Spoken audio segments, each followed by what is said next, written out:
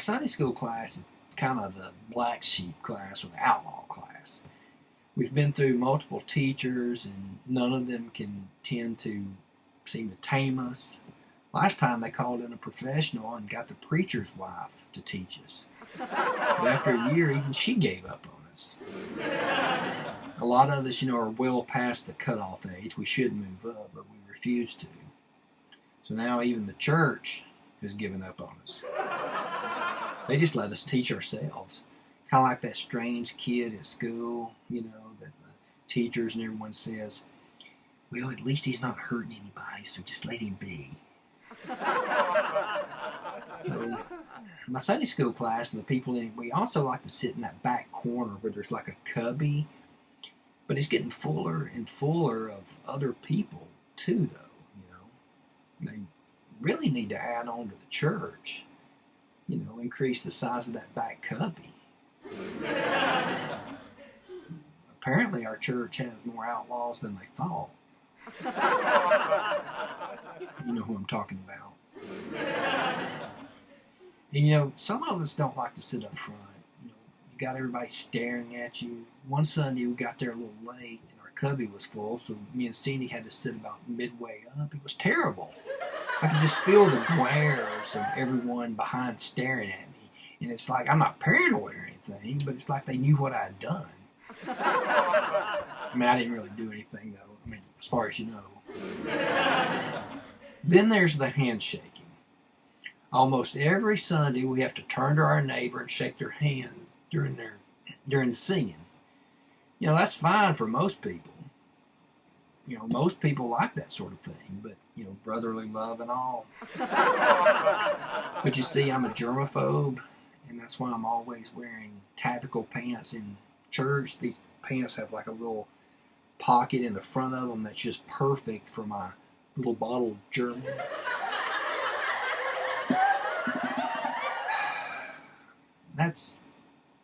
So that's really the problem. It's not really a problem. It's more of a life choice. You see, sometimes after Sunday school, until the handshaking is finished, we'll talk outside, But then when we talk too long and wait about going in, then we risk not being able to get a seat in the back cubby. If we go in early enough to get a seat in the back cubby, then we have to shake hands with everybody, It's really a conundrum.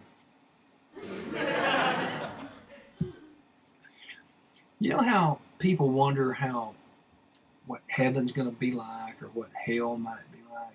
Well, I imagine hell as a long line of people waiting to shake my hand.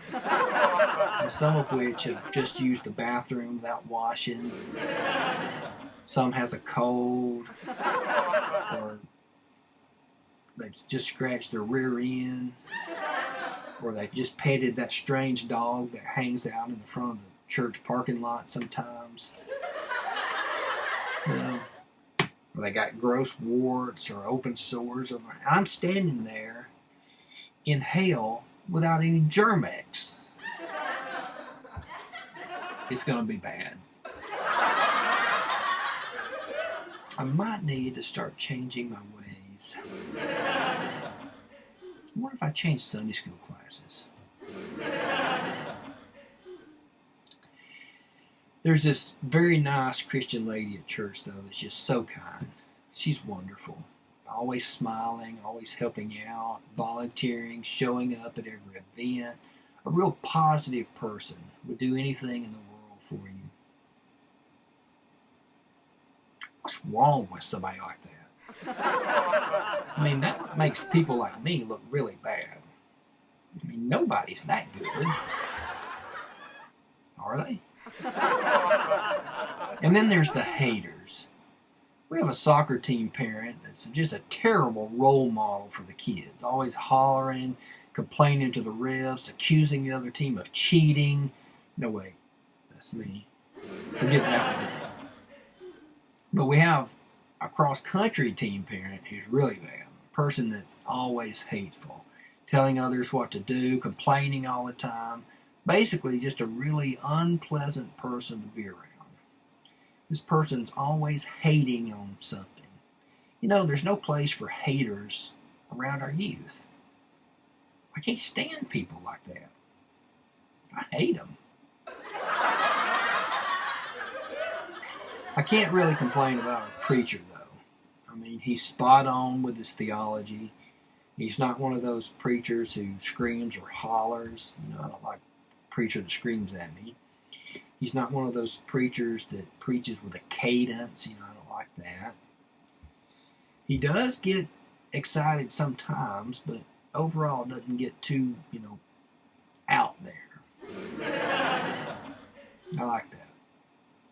For some reason, we think that if we're on good terms with the preacher, that maybe helps us somehow.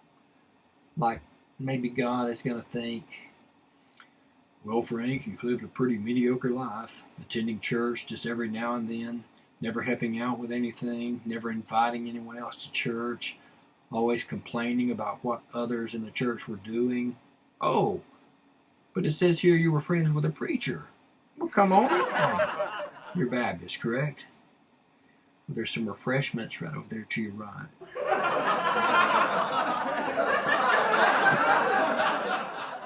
Brother David isn't always so nice, though. Sometimes he lets us have it. He's not always one of those feel-good preachers, Every now and then he really gets on us. He reads a passage in the Bible, and I'm thinking, where's he going with this? I'm in the back cubby, checking my phone or something, kind of paying attention. And I hear him say words like, unrighteous. I'm looking around. Sinners. Brood of vipers. Now, this is stuff all straight out of the Bible. But for some reason, I sit up straight in my seat and I say, wait, he's talking about us. It's also about this time that he gets a little louder, moves around a little more, and gets a little, meaner. And I'm thinking to myself, what up, Brother David? I thought we were friends. Notice that I said, what up, instead of what's up, because, I'm trying to be more hip. I was just kidding about all that stuff, though, Brother David and I were never friends. No, I'm really kidding. No, I'm just joking. Brother David is one of those preachers that you have to love, even when he's telling you what kind of heathen you are. I like Brother David. I think he's a really great guy.